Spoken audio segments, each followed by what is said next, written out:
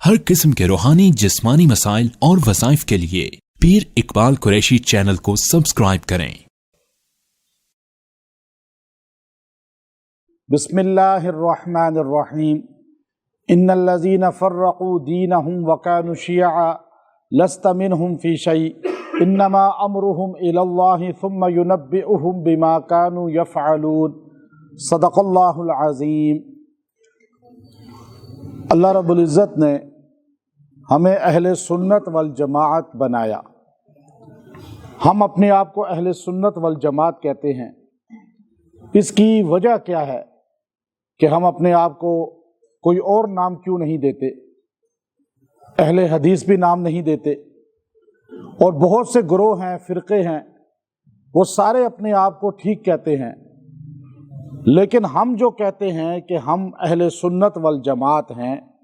اور نجات والا فرقہ اور گروہ ہم ہیں، قرآن و سنت کی روشنی میں اس کی دلیل کیا ہے؟ آج آپ جس بندے کو دیکھیں گے، ہر بندہ، ہر گروہ، ہر فرقہ وہ اپنے آپ کو بالکل صحیح جنتی نجات والا کہے گا اور دوسرے کو گمراہ اور جہنمی کہے گا۔ قرآن حکیم اور احادیث کی روشنی میں اس کی تشریح آج آپ کے سامنے کرنی ہے۔ اللہ رب العزت نے قرآن پاک میں ارشاد فرمایا، ان الذین فرقوا دینہم وکانوا شیعا۔ وہ لوگ جنہوں نے دین کے اندر تفرقہ ڈالا اور پھر مختلف گروہ بن گئے، شیعہ گروہ کو کہتے ہیں، اور مختلف گروہ بن گئے، لست منہم فی شیء، ان کی کوئی حیثیت نہیں ہے، یہ کوئی ویلیو نہیں رکھتے، کیونکہ فرقوں میں بٹنا اور مختلف اپنے عقیدہ خود گڑھ لینا، اس کا قرآن و سنت میں دلیل نہیں ملتی۔ حضرت علی رضی اللہ تعالیٰ عنہ نے جب تحکیم کا فیصلہ وہ رونما ہوا تو آپ کے اپنے جو ماننے والے، چاہنے والے تھے،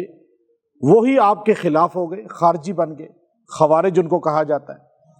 اور وہ ایک دو نہیں تھے، وہ 70,000 سے بھی زائد تھے۔ تو اب نبی کریم صلی اللہ علیہ وسلم کی وہ حدیث ہے جو کنز العمال کے اندر ہے، آپ صلی اللہ علیہ وسلم نے ارشاد فرمایا کہ میری امت میں 73 فرقے بنیں گے، بنی اسرائیل میں 72 فرقے بنے تھے۔ پھر مشکات شریف کے اندر بھی یہ حدیث آئی ہے، سیاہ ستہ کے اندر بھی آئی ہے۔ اب آپ علیہ الصلوۃ والسلام نے 72 فرقے بنی اسرائیل کے اور 73 فرقے امت محمدیہ میں بننے کی خود پیشین گوئی فرمائی۔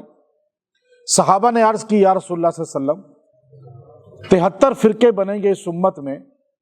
تو ہمیں کیسے پتہ چلے کہ نجات والا کون ہوگا، کامیابی والا کون ہوگا، حق پہ کون ہوگا؟ تو آپ صلی اللہ علیہ وسلم نے خود اس کی تشریح فرمائی جو کنز العمال کے اندر ہے۔ اب آپ نے فرمایا کہ ما انا علیہ و اصحابی، وہ ناجی فرقہ وہ ہوگا جو میرے اور میرے صحابہ کے طریقے پر ہوگا۔ اب یہاں تشریح جب آپ علیہ السلام نے خود کر دی تو اب ہمیں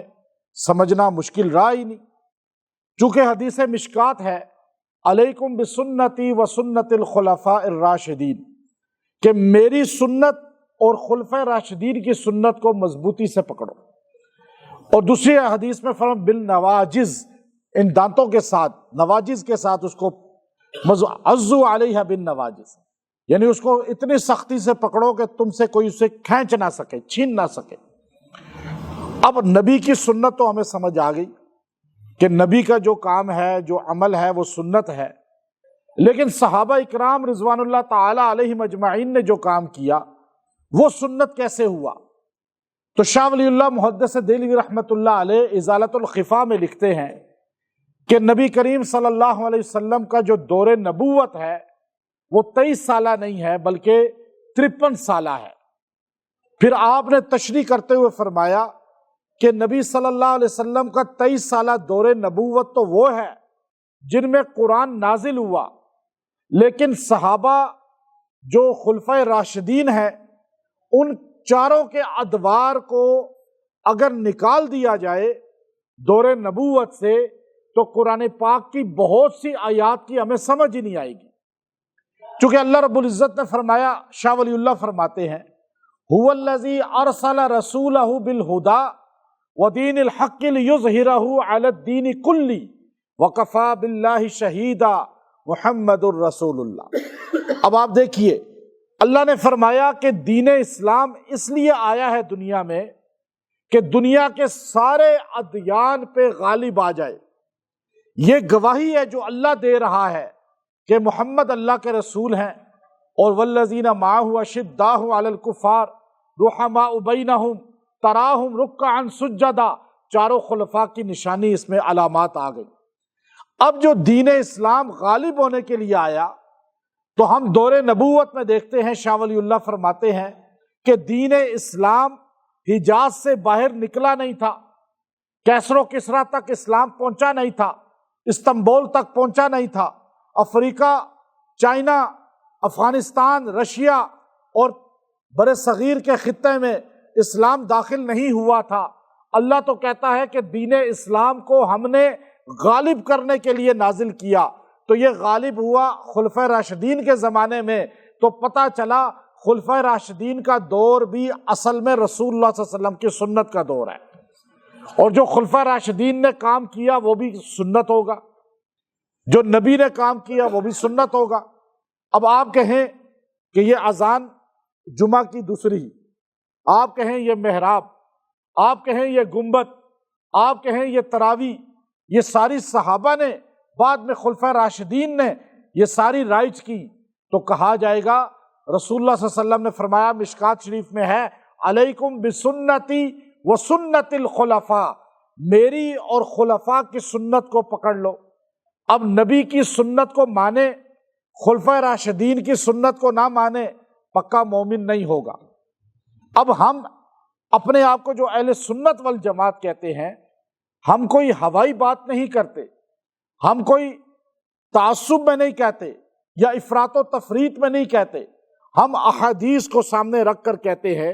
کیونکہ سرکار دو عالم صلی اللہ علیہ وسلم سے جب اصحاب رسول صلی اللہ علیہ وسلم نے پوچھا کہ یا رسول اللہ صلی اللہ علیہ وسلم، اب 73 فرقوں میں نجات والا کون ہوگا؟ تو آپ نے خود فرمایا ما انا علیہ، اب اتنا جملہ کافی تھا کہ جو میرے طریقے پر ہوگا، بات تو ختم ہو جاتی۔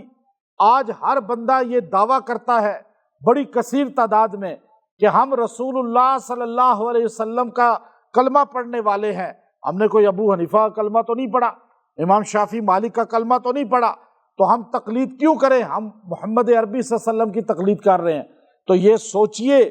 تو رسول اللہ صلی اللہ علیہ وسلم نے اتنا نہیں کہا ما انا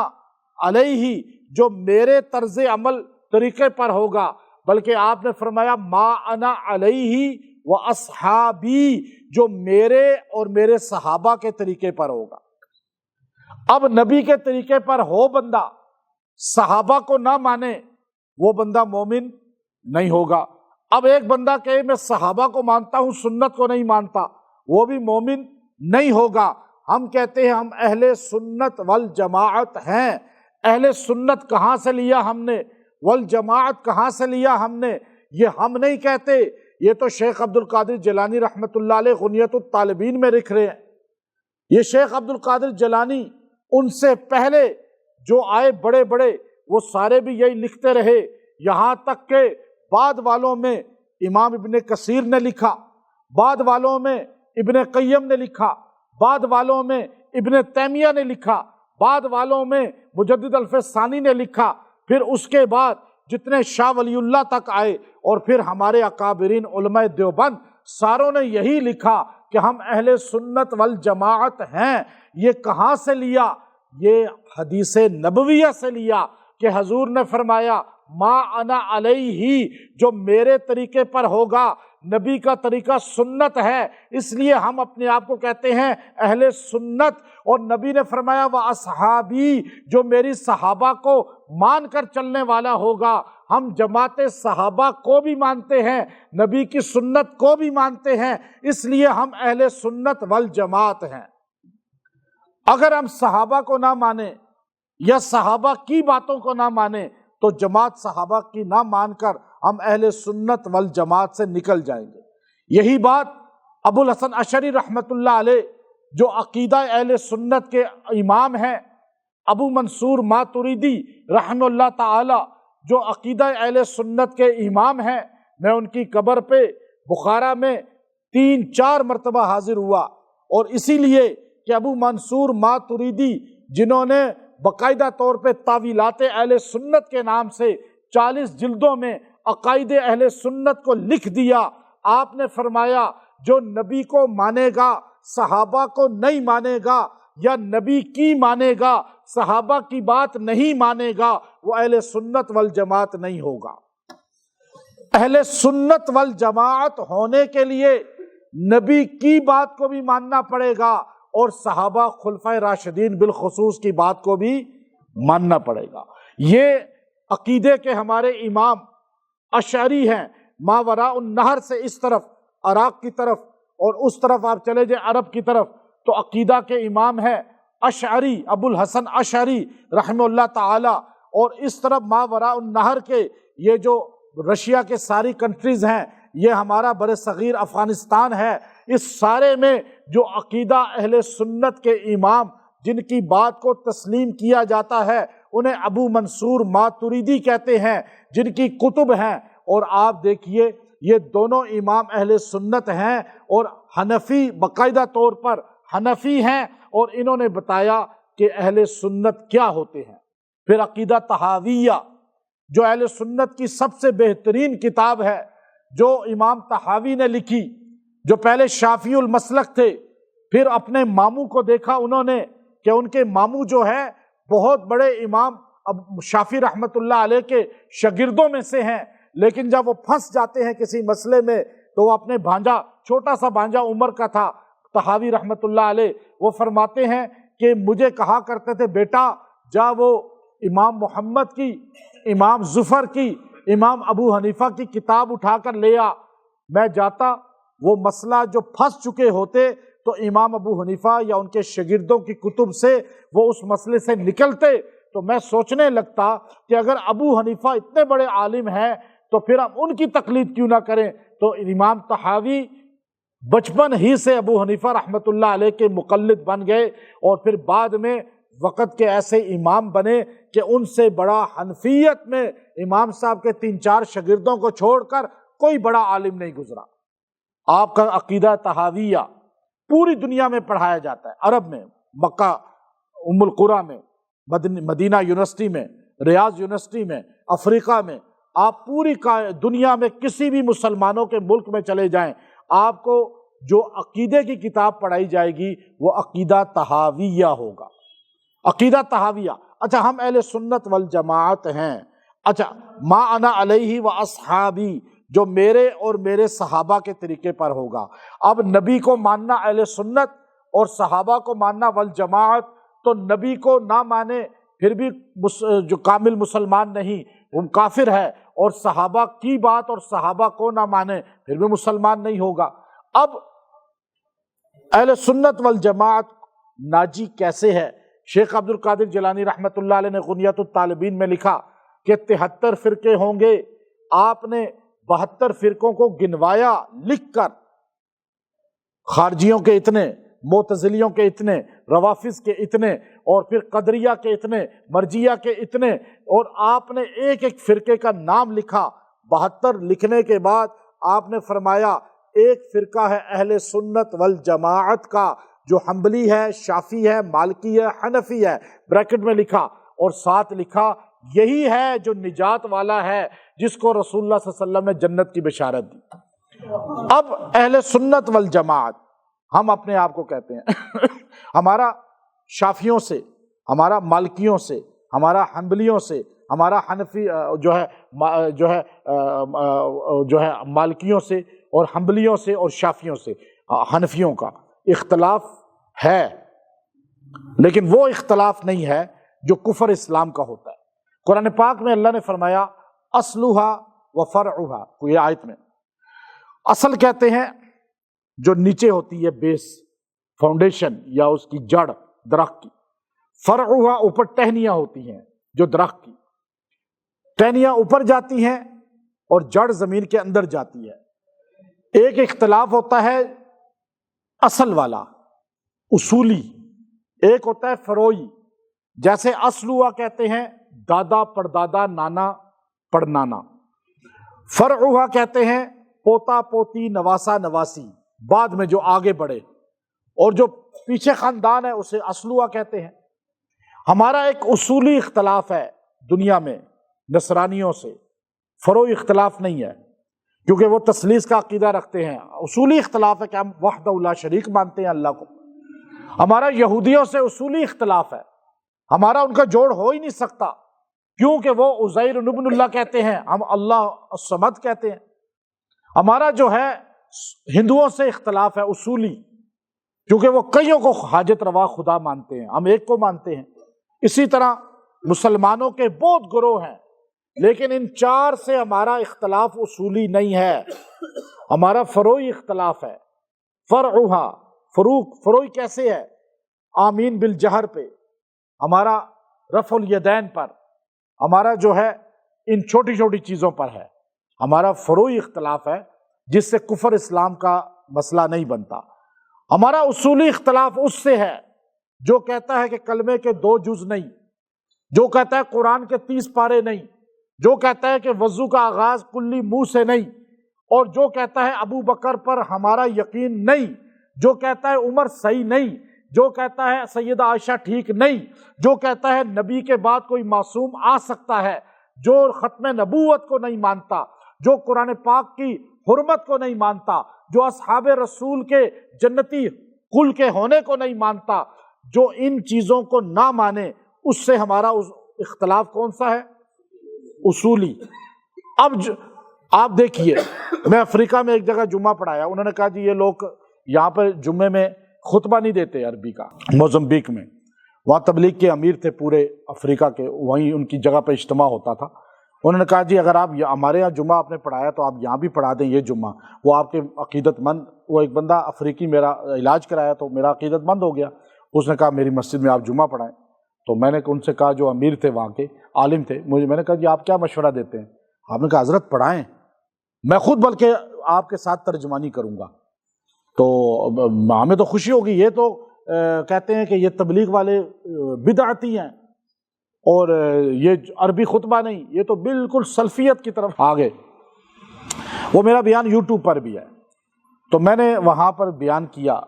تو یہی ساری چیزیں بتائی کہ دیکھو پاکستان میں جمعہ کتنی رکعت ہوتا ہے، جمعے کتنی رکھتے ہیں، افریقہ میں کتنی ہے، امریکہ میں کتنی ہے مسلمانوں کی، سعودیہ میں کتنی ہے۔ اچھا یہاں پر رمضان کے روزے مہینہ ہوتے ہیں، سعودیہ میں کیا کم ہوتے ہیں، افریقہ میں کم ہوتے ہیں۔ اچھا آپ دیکھیے ظہر کی 4 فرض یہاں پڑھے جاتے ہیں، تو افریقہ اور امریکہ میں کتنے پڑھے جاتے ہیں؟ ہمارا اختلاف ہے ہی نہیں کوئی، ہمارا سب چیزوں میں اتحاد ہے، شافعی ہیں، مالکی ہیں، حنفی ہیں، حنبلی ہیں، آپ ان چیزوں میں اصول میں ایک ہیں۔ اور یہ میں آپ کو بڑی ایمان افروز بات بتاؤں، رسول اللہ صلی اللہ علیہ وسلم کے صحابہ سے لے کر آج تک 1446 سال گزر گئے، امت میں اصولی اختلاف ہے ہی نہیں، ہم سارے اصول میں ایک ہیں، ہماری بیسک ایک ہیں، جمعہ، فرض، حج، عمرہ، زکوٰۃ، قرآن، مدینہ، مکہ، تقدس اصحاب رسول، تقدس اہل بیت، پیغمبر اعظم کی شان، کوئی فرق ہے ہمارا؟ فروعی اختلاف امت میں رہے گا، صحابہ کے دور میں بھی تھا، کوئی 1 رکعت کوئی 3 رکعت وتر پڑھتے تھے، کوئی رفع الیدین کرتے تھے کوئی نہیں کرتے تھے، وہ اختلاف امت میں قیامت تک رہے گا۔ فروعی اختلاف ہونا رحمت ہے، لیکن اصولی اختلاف امت میں کبھی نہیں ہوگا۔ اب ہم آپس میں کیوں لڑیں؟ ہمیں اتحاد سے رہنا چاہیے کہ جو اصول میں ایک ہے وہ اہل سنت والجماعت ہے، جو صحابہ کو مانتا ہے، صحابہ کی بات مانتا ہے، نبی کو مانتا ہے، نبی کی بات مانتا ہے، وہ اہل سنت والجماعت ہے۔ اور جو بندہ نبی کی سنت چھوڑ کے صحابہ کے طریقے کو چھوڑ کے چلتا ہے، وہ چاہے بیج بھی لگا لے تو اہل سنت والجماعت نہیں ہے۔ تو اب آپ سمجھ گئے کہ اہل سنت والجماعت ہم کیوں ہیں، اور ہمارا جو تعارف ہے وہ اہل سنت والجماعت ہے، ہمارا اور کوئی تعارف نہیں ہے، جہاں بھی تعارف کرائیں پوری دنیا میں ہمارا ایک ہی تعارف ہے، میں باہر جہاں بھی جاتا ہوں تو وہ ہم سے یہ نہیں پوچھتے کہ آپ کیا ہو، ہمارا کوئی بریلوی دیوبندی اہل حدیث تعارف نہیں ہوتا، ہم صرف ان کو ایک چیز بتاتے ہیں، وہ پوچھتے ہیں دنیا میں دو ہی بلاک ہیں کہ آپ اہل سنت والجماعت ہیں یا نہیں ہیں۔ اگر آپ مسلمان اپنے آپ کو کہتے ہیں تو جب آپ نے کہہ دیا اہل سنت والجماعت تو پھر آپ کا اس کو پتہ چل گیا کہ آپ صحابہ کل کو مانتے ہیں، اور آپ نے کہا نہیں میں اہل سنت والجماعت نہیں ہوں تو پتہ چل گیا کہ آپ صحابہ کو نہیں مانتے۔ فرق یہ ہے، اللہ ہمیں سمجھ دے۔ وآخر دعوانا ان الحمد للہ رب العالمین۔